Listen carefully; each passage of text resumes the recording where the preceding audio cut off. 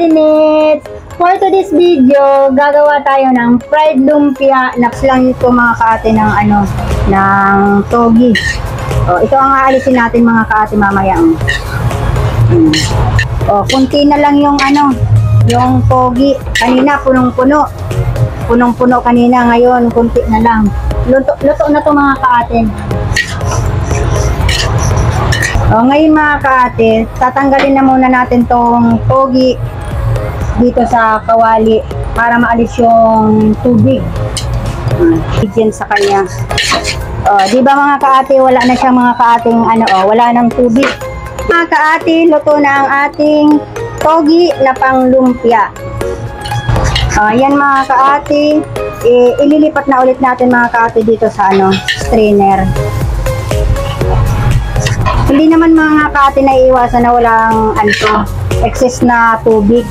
Pero at least mga ka-Ate, nag-absorb na maigi yung ingredients natin dito sa togi.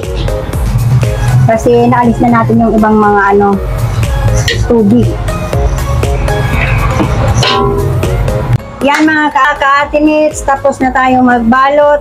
Ito na yung nabalot nating fried lumpia togi. Marami na siya mga ka-Ate. Yung iba nito mga ka-Ate, binigay na namin doon sa ibang outlet namin.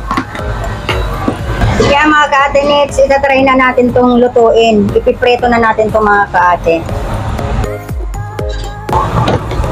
Kinakailangan mga ka-Ate, deep fry siya. Lagay na natin mga ka-Ate.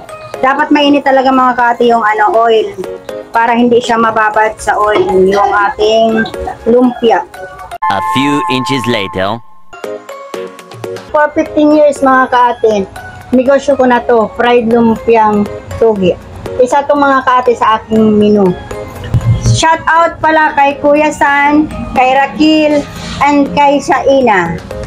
Thank you for watching!